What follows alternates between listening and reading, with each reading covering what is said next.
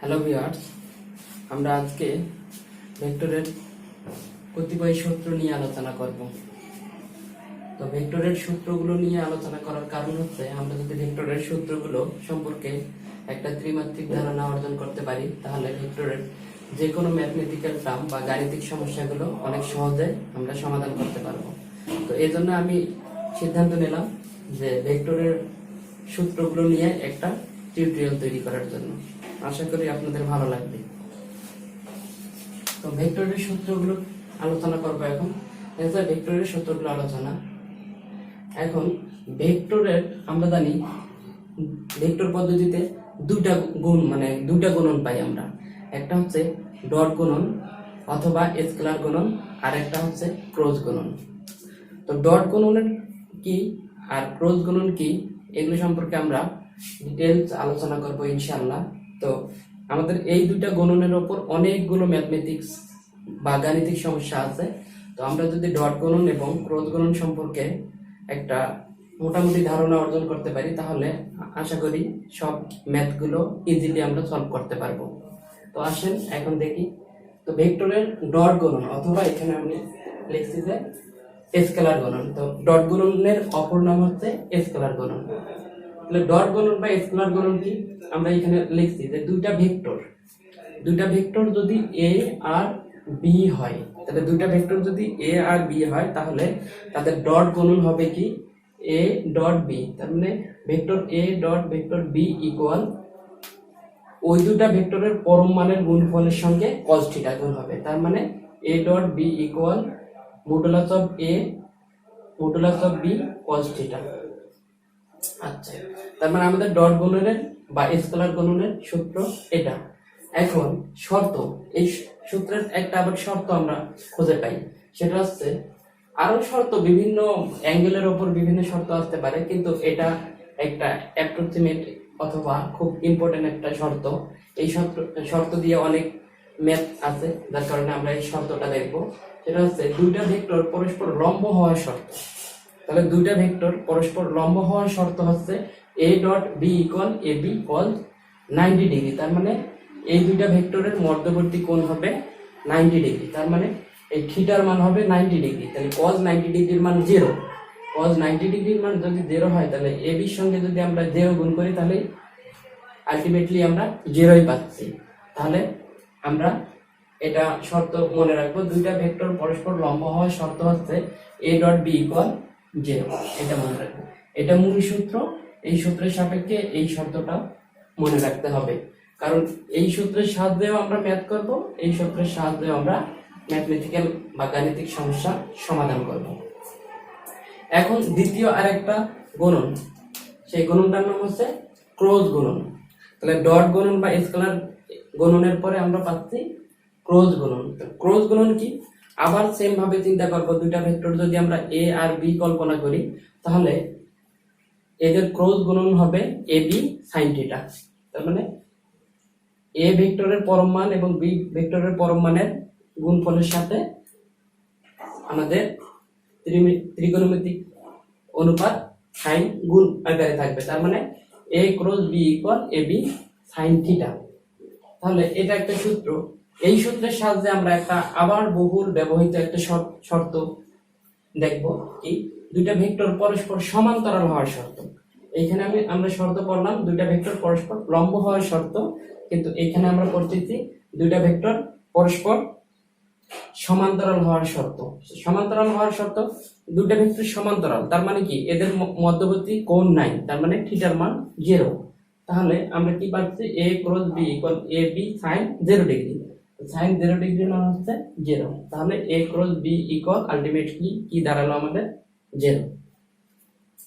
এখন আমরা পরবর্তী সূত্রে চলে যাব, সেটা হচ্ছে আমাদের এই টার্মটাও অনেক ইম্পর্টেন্ট। এই টার্মটা মোটামুটি অনেক অঙ্ক আছে এই সূত্র দিয়েও। একটি ভেক্টরের উপর অন্য একটি ভেক্টরের অভিক্ষেপ বা প্রজেকশন অন, এটাকে আমরা প্রজেকশন অনও বলতে পারি। এটাকে আমরা কি বলতে পারি, প্রজেকশন অন, প্রজেকশন অনও বলতে পারি। তার মানে কি প্রজেকশন অন বলতে একটা ভেক্টরের উপর আরেকটা ভেক্টরের যে অভিক্ষেপণ বা অভিক্ষেপ। আচ্ছা, তাহলে কি আমরা ধরে নিচ্ছি এখানে দুটা ভেক্টর ধরে নিয়েছিলাম, এ একটা ভেক্টর, বি একটা ভেক্টর। তো আমি লিখছি এ এবং বি দুইটা ভেক্টর যদি হয়, যদি এ এবং বি দুইটা ভেক্টর হয়, তাহলে এ এর ওপর বি এর অভিক্ষেপ বা এ এর ওপর বি এর অভিক্ষেপণ, তাহলে এ এর ওপর বি এর অভিক্ষেপণ কেমন হবে? তাহলে যেহেতু এ এর উপর বি এর অভিক্ষেপণ, তার মানে আমরা বুঝতেছি এ এর উপর বি এর কিছু একটা ক্রিয়া আসবে। এই কথাটার অর্থ আমরা বুঝতেছি এ এর উপর বি এর অভিক্ষেপ। এটা থেকে আমরা কি বুঝতেছি, এ এর উপর বি এর মানে কিভাবে প্রতিক্রিয়া বা ক্রিয়া আসতে পারে সেটা আমরা লক্ষ্য করব। তো এইখানে একটা আমরা ফিগার ড্র করছি। তো ফিগার ড্র করে আমরা এখানে কিছু মান আলোচনা করছি। সরি, এটা একটু ভুল লিখছি, সেটা হচ্ছে এটা ও সি হবে, ও সি। তাহলে আমরা এখানে লিখলাম যে এ এর উপর বি এর অভিক্ষেপ। তো এটা কিভাবে নির্ণয় করব? এখন আমরা যদি ও সি বি বা ও বি সি যেটাই একটা কল্পনা, অথবা ত্রিভুজ C A C O B একটা যদি সে এই ত্রিভুজটা যদি আমরা কল্পনা করি, তাহলে কি ও সি বি এই ত্রিভুজটা যদি কল্পনা করি, তাহলে আমরা যদি ও সি এর মান বের করি, এটা অ্যাঙ্গেল, ও সি এর মান বের করি, আমরা জানি cos থিটা ইকুয়াল ভূমিভাগ অতিভুজ। তাহলে এটা অতিভুজ, এটা ভূমি, তাহলে আমরা লিখতে পারতেছি কি ভূমি ইকুয়াল অতিভুজ গুণন cos থিটা। কারণ আমরা এইখানে আমরা একটা জিনিস চিন্তা করতে পারি যে cos থিটা ইকুয়াল ভূমি কি ও সি, অতিভুজ কি ও ও বি। তাহলে আমাদের কি হবে, ও সি আমরা বের করবো, তাহলে ও সি ইকুয়াল ও বি cos থিটা, আর আগে যদি গুণ করি cos থিটা, আমরা তো ও সি এ বের করবো, তাহলে ও সি ও বি এর মান কি বি ভেক্টরটা এর পরম মান, আর এখানে cos থিটা। তো আমরা এভাবে ও সি সমান বি cos থিটা এভাবে আমরা বের করতে পারবো। তো সেটাই আমরা লিখছি O C equal B cos theta. এখন আমরা এই যে এইখানে একটা সূত্র কল্পনা করতে পারতেছি যে a dot b equal A B cos theta. তো এখানে কি b cos থিটা আছে, b cos থিটা আছে, তার মানে a নাই, মডুলাস অফ a নাই। তাহলে আমরা যদি উপরে মডুলাস অফ a দেই, তাহলে নিচে মডুলাস অফ a দিতে হবে। তাহলে মডুলাস অফ a যদি কেটে যায়, তাহলে b cos থিটা আবার থাকতেছে আগেরটাই। এখন আমরা দেখতেছি modulus of a modulus of b cos theta, modulus of a modulus b cos theta এর মানে কি a ডট b, তার মানে ডট গুণনের সূত্রে পড়তেছে। তাহলে এটা সমান আমরা কি ডট গুণনের সূত্রে ফেলতে পারতেছি, আর এটা তো থাকতেইছে। তার মানে আমাদের দাঁড়ালো কি a এর ওপর b এর অভিক্ষেপের সূত্র হচ্ছে a dot b equal a এর পরম মান। তার মানে কোন একটা ভেক্টরের ওপর যদি অন্য একটা ভেক্টরের অভিক্ষেপ আসে, তাহলে ওই দুইটা ভেক্টরের ডট গুণফলের সঙ্গে যে ভেক্টরের ওপর অন্য ভেক্টরের অভিক্ষেপ আসবে, ওই ভেক্টরটার পরম মান দ্বারা আমরা ভাগ করতে পারি। আমরা এখানে দেখছিলাম যে এ ভেক্টরের ওপর বি ভেক্টরের অভিক্ষেপ, তাহলে এ ডট বি ইকুয়াল, যেহেতু এ ভেক্টরের ওপর অভিক্ষেপ, এজন্য এ এর পরম মান দ্বারা ভাগ করব। আমরা মনে রাখার জন্য এরকমটাও করতে পারি যে এ ডট বি এখন মানে মডুলাস, কোন মডুলাস মান দ্বারা ভাগ করব, যে ভেক্টরের ওপর অভিক্ষেপ হবে, তাহলে ওই ভেক্টরটা দ্বারা ভাগ করব। এভাবেও আমরা মনে রাখতে পারি। আসলে এক একজনের পড়াশোনার স্টাইল বা মনে রাখার নিয়ম এক এক রকম। তো আপনারা আপনাদের যে নিয়ম মনে রাখলে সুবিধা হবে, আপনারা সেটাই ফলো করতে পারেন। তো আপনারা যদি এভাবে সূত্র বিশ্লেষণ করেও এই সূত্র মনে রাখেন তাও হবে। আবার যদি আপনি, অনেকেই আছে যে শুধু সূত্র মনে রাখে, সূত্রের বিশ্লেষণ দরকার হয় না, সেক্ষেত্রে তারা অন্যভাবেও মনে রাখতে পারে। এখন এ এর উপর বি এর অভিক্ষেপের সূত্র যদি এটা হয়, তাহলে আমরা বি এর উপর এ এর অভিক্ষেপ নির্ণয় করতে পারি। তাহলে বি এর উপর এ এর অভিক্ষেপ কি হবে, ওডি। আবার এই ত্রিভুজ থেকে যদি আমরা পাই যে ও ডি এ, এটা একটা আবার ত্রিভুজ, প্রথম ত্রিভুজ নিচে ও সি বি, এবার নিলাম ও ডি এ। এই ত্রিভুজটা থেকে যদি আমরা চিন্তা করি, তাহলে ও ডি, তাহলে ও ডি এটা ভূমি, ভূমি এই যে ও এ, ও এটা হচ্ছে আমাদের এখানে অতিভুজ, তাহলে অতিভুজ গুণন cos থিটা। এখন আমরা এখানে দেখতে পাচ্ছি যে মডুলাস এ cos থিটা, তাহলে modulus of A cos theta, তাহলে কি মডুলাস অফ বি নাই, তাহলে আমাদের এই সূত্র মেলানোর জন্য এর সঙ্গে মডুলাস অফ বি গুণ করতে হবে। তাহলে যে মডুলাস অফ বি গুণ করে দিছি, তাহলে মডুলাস অফ বি যদি গুণ করে দেই তাহলে নিশ্চয়ই একটা মডুলাস অফ বি দিতে হবে, কারণ আমরা তো এটা বাড়তি নিলাম, এটা এটা যদি ক্যান্সেল যায় তাহলে আবার আগের পজিশনে চলে আসে। তাহলে modulus of A modulus of B cos theta এটা সমান এই সূত্র পড়ে, তাহলে এই সূত্র ফেললাম। তাহলে আমরা বুঝতে পারলাম যে এ এর উপর বি এর অভিক্ষেপ হলে এই সূত্র, বি এর উপর এ এর অভিক্ষেপ হলে এই সূত্র। আশা করি আপনার এ ভেক্টরের উপর বি ভেক্টরের উপাংশ, এর আগে শিখলাম কি এ ভেক্টরের উপর বি এর প্রজেকশন বা অভিক্ষেপ বা অভিক্ষেপণ বের করছিলাম। তো এটা একটু চেঞ্জ, সেটা হচ্ছে এ ভেক্টরের উপর বি ভেক্টরের উপাংশ কিভাবে বের করব, সেটা হচ্ছে এ ডট বি কে আমরা তো জানি যে ও মানে অভিক্ষেপ কিভাবে বের করছি, এ ডট বি কে এর এর মডুলাস মান দ্বারা ভাগ করছি, কারণ হচ্ছে এ এর উপর, তাহলে এ এর উপর হলে এ এর পরম মান দ্বারা ভাগ করব এ ডট বি কে। এখন যেহেতু এ এর উপর বি এর উপাংশ, এ এর একক ভেক্টর দ্বারা আমরা গুণ করব, তাহলে এ এর উপর বি এর অভিক্ষেপ যে আমরা সূত্রটা পাইছিলাম ওই সূত্রটাকেই যেহেতু এ এর উপর, তাহলে এ এর একক ভেক্টর দ্বারা গুণ করলে আমাদের এ ভেক্টরের উপর বি ভেক্টরের উপাংশ বের করতে পারবো। তাহলে আমরা চিন্তা করি এটা এ ভেক্টর, তা এ এর পরম মান, তাহলে এ ভেক্টরকে আমরা একক ভেক্টর করছিলাম, কোন ভেক্টরকে তার পরম মান দ্বারা ভাগ করলে তাকে আমরা একক ভেক্টর বলি।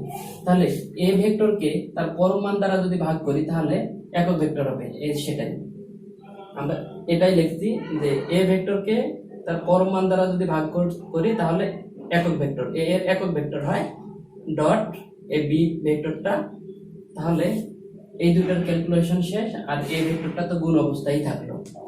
অনুরূপ ভাবে পরের সূত্রটা কি, বি ভেক্টরের উপর এ ভেক্টরের উপাংশ, তাহলে বি ভেক্টরের উপর এ এর উপাংশ, তার মানে বি ভেক্টরের উপর এ এর যে অভিক্ষেপের সূত্রটা তার সঙ্গে বি এর একক ভেক্টর দ্বারা যদি আমরা গুণ করি তাহলে বি এর উপর এ ভেক্টরের উপাংশ বের করতে পারবো। অনুরূপ ভাবে আমরা করি এ ভেক্টরটা এটা এই ডট বি ভেক্টরকে বি এর পরম মান দ্বারা ভাগ করলে বি ভেক্টরের একক ভেক্টর পাইলাম, সেটাকে আবার বি এর একক ভেক্টর দ্বারা গুণ করব, তাহলে এ ভেক্টরের উপর বি এ ভেক্টরের উপাংশের সূত্র এটা, এ ভেক্টরের উপর বি এ ভেক্টরের উপাংশের সূত্র এটা পাইলাম, আর বি ভেক্টরের উপর এ ভেক্টরের উপাংশের সূত্র এটা পাইলাম। এখন আমাদের কতিপয় কিছু সূত্র আরো আছে, সেটা হচ্ছে আমরা এই ত্রিমাত্রিক তলটা থেকে ভেক্টরের ত্রিমাত্রিক তল থেকে আমরা এই জিনিসগুলো মেজার করতে পারবো অথবা নির্ণয় করতে পারবো। সেটা হচ্ছে কেমন আই ডট আই, আমরা জানি A dot B equal A B cos theta, এই সূত্রটা ছিল। তাহলে আই ডট আই, প্রথম আইটা এ ধরি, পরের আইটা বি ধরি, তাহলে আমরা এটাকে যদি এ মনে মনে ধরি, এটাকে যদি বি ধরি, তাহলে A dot B equal A B, তার মানে কি এর পরম মান এটা, এর পরম মান এটা, যেহেতু আই এর সামনে কিছু নেই তাহলে তার পরম মান 1, তাহলে A dot B equal A B cos theta, তাহলে এর পরম মান 1, এর পরম মান 1, 1 1 গুণ করলে 1। এখন আই ডট আই, এখন আই এর মধ্যে যদি আই থাকে তাহলে তার অ্যাঙ্গেল তো আমরা পাচ্ছি না, তাহলে তার অ্যাঙ্গেল 0, তাহলে cos 0 ডিগ্রির মান 1, এই 1 কে 1 দ্বারা গুণ করলে 1, তাহলে আই ডট আই, আই একক ভেক্টরের মানে দুইটা আই এর একক ভেক্টরের ডট গুণফলের মান হচ্ছে 1, তাহলে আই ডট আই ইকুয়াল 1। তাহলে অনুরূপ ভাবে জে ডট জে ইকুয়াল 1 হবে, কারণ জে ডট জে প্রথম যেটা এ ধরবো, পরের যেটা বি যদি ধরি, তাহলে A dot B equal A B cos theta, আর যেহেতু কস থিটার মান 0 ডিগ্রি, তাহলে কস 0 ডিগ্রির মান 1, তাহলে 1। অনুরূপ ভাবে কে ডট কে ইকুয়াল 1। এবং এখন আমরা যদি আই একক ভেক্টরের সঙ্গে জে একক ভেক্টরের ডট গুণ করি তাহলে কি হবে, তাহলে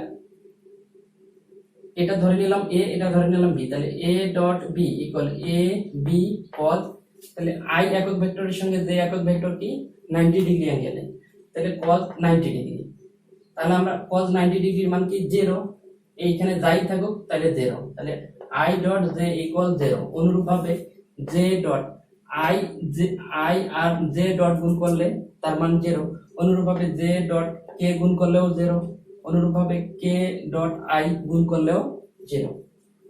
সেই মানটা আমরা এই পেয়ে গেছি এটা। এখন ক্রস গুণ চলে আসে। ক্রস গুণ কি? আই ক্রস আই, তাহলে প্রথম আইটা আমরা মনে করছি এ, পরের আইটা বি, তাহলে এ ক্রস বি ইকুয়াল আমরা জানি এ বি সাইন থিটা। এখন আই দুটা আই যদি হয় তাহলে ওদের মধ্যে কোনো অ্যাঙ্গেল থাকে না, তাহলে A dot B equal A B sine theta, তাহলে থিটার মান 0, সাইন 0 ডিগ্রির মান 0, তাহলে আই ক্রস আই এর মান 0। অনুরূপভাবে জে ক্রস জে এর মান 0 হবে, কে ক্রস কে এর মানও 0 হবে। এখন আই ক্রস আই এর মান তো 0, এখন আই ক্রস জে এর মান কি হবে সেটা বের করি। আই ক্রস জে ইকুয়াল কে, কারণ হচ্ছে এখানে এই সূত্রটা একটু ব্যতিক্রম, সেটা হচ্ছে কি আছে একটা একক ভেক্টরে আই এবং জে এর মধ্যবর্তী একটা একক ভেক্টর, এজন্য আই ক্রস জে ইকুয়াল কে লিখতে পারি। তাহলে আই এবং জে ক্রস গুণ ফল, তার মান কে। আই ক্রস জে এর মাঝে কে নাই, এজন্য তার মান হবে কে একক ভেক্টর। মনে রাখার একটা সুবিধা, আই ক্রস জে এর মাঝে কে নাই, তাহলে এর মান কে, এবং জে ক্রস কে এর মাঝে আই নেই, তাহলে আই, আবার কে ক্রস আই এর মাঝে কে নাই, জে নেই, তাহলে জে, এই যে জে। এখন এটা যদি উল্টা হয়, আই জে না হয় যদি জে আই হয়, আমরা ঘড়ির কাঁটার কি বিপরীত দিক দিয়ে যাচ্ছে। ঘড়ির কাঁটার আমরা জানি বিপরীত দিক দিয়ে যদি যাই তাহলে আমাদের প্লাস, কিন্তু যদি ঘড়ির কাঁটার দিকে আসি, একবার আমরা তো চিন্তা করতেছি এন্টি ক্লকওয়াইজ, যদি ক্লকওয়াইজ হয় তাহলে মাইনাস, তাহলে ক্লকওয়াইজ যদি হয় তাহলে কি জে ক্রস আই, তাহলে যদি আমরা জে ক্রস আই হয় তাহলে মাইনাস কে, কারণ তখন আমাদের হিসাবটা নেগেটিভ চলে আসে, যেহেতু ভেক্টর, আর ভেক্টর কি দিক প্রকাশ করে। আমরা যদি একটা দিক পজিটিভ ধরি, অন্য দিকটা অবশ্যই নেগেটিভ ধরতে হবে, তাহলে J cross I equal minus K. অনুরূপভাবে K cross J equal minus I, অনুরূপভাবে I cross K equal minus J. আচ্ছা, আমরা শেষ আরেকটা সূত্র করতে পারি যে ভেক্টরের গুণজের আলাদা আরেকটা সূত্রের ফরম্যাট আছে, তো আমরা এটাও করতে পারি, কারণ ভেক্টরের ক্রস গুণফলের সূত্র হচ্ছে a cross b equal ab sin theta. কিন্তু কখনো যদি থিটার মান না থাকে, সেক্ষেত্রে আমরা কিভাবে ম্যাথ করব বা গাণিতিক সমস্যা প্রতিবেদন করব, অথবা কখনো যদি আমাদের দেখা যায় যে sin থিটার মান জানলাম না, অথবা অনেক সময় দেওয়া থাকে যে দুইটা ভেক্টর পরস্পর সমান্তরাল হওয়ার শর্ত, তখন এদিকে a ক্রস b ইকুয়াল 0 হয়ে যায়, তখন আমরা স্বাভাবিকভাবে ক্যালকুলেশন করতে পারি। কিন্তু যদি ওই শর্তও দেওয়া না থাকে, তখন কি করব, তখন এই ফরম্যাটে আমরা ম্যাথ করব হচ্ছে a ক্রস b।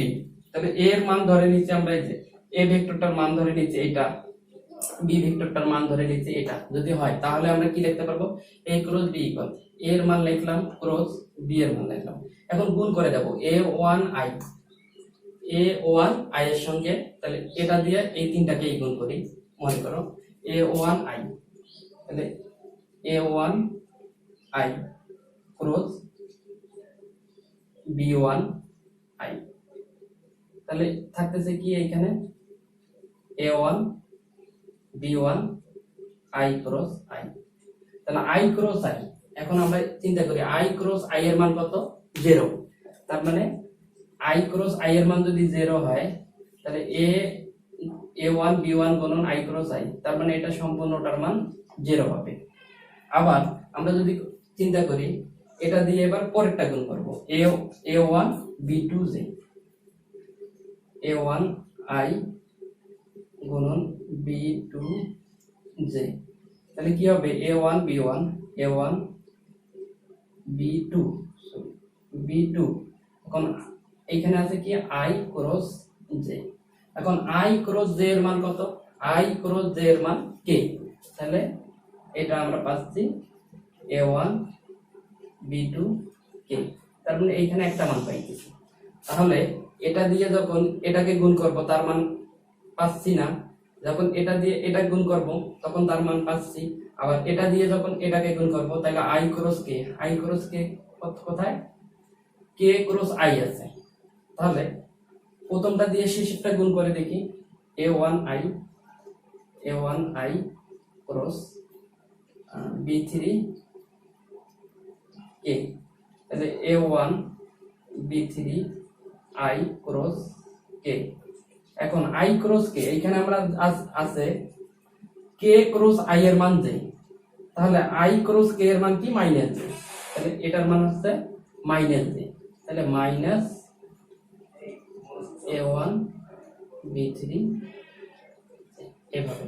তো এভাবে যদি আমরা এই জিনিসগুলো পর্যায়ে, এটা দিয়ে আমি এই তিনটাকে দেখালাম, আপনারা এটা দিয়ে এই তিনটাকে একবার গুণ করবেন, এটা দিয়ে এই তিনটাকে গুণ করলে দেখবেন টোটাল একটা সামেশন আমাদের, যদি আই জে কে গুলো একই জিনিসগুলো কমন টমন নেই, তাহলে আমরা যদি কমন নেই, কমন নেওয়ার পরে এই যে এই ফরম্যাটটা চলে আসবে, এই লাইনটা চলে আসবে। আচ্ছা, এই লাইনটা চলে আসার পর আমরা এটাকে আমরা নির্ণায়ক এবং ম্যাট্রিক্সের নিয়ম অনুসারে, আমরা নির্ণায়ক ম্যাট্রিক্স আলোচনা করেছিলাম, নির্ণায়ক এবং ম্যাট্রিক্সের সূত্র অনুসারে বা নিয়ম অনুসারে আমরা এই লাইনটাকে এভাবেও প্রকাশ করতে পারি। কিরকম ভাবে দেখেন, আই, তাহলে এখানে আই, যখন আই নিলেন তাহলে এই কলাম বাদ এই সারি বাদ, তাহলে কি এই কলাম বাদ, আই কোথায় আছে, প্রথম কলামে প্রথম সারিতে, প্রথম সারি বাদ প্রথম কলাম বাদ, তাহলে থাকতেছে কি a2 b2 a3 b3, তাহলে আর আই গুণ করেন a2 b3 মাইনাস এই যে দেখেন a2 b3, এই যে a2 b3 সূত্রের minus a3 b2 a3 b2। তাহলে এই লাইনটাকে আমরা এভাবে প্রকাশ করতে পারি। আশা করি আপনারা বুঝতে পেরেছেন। তো আজকে এ পর্যন্তই, আল্লাহ হাফেজ।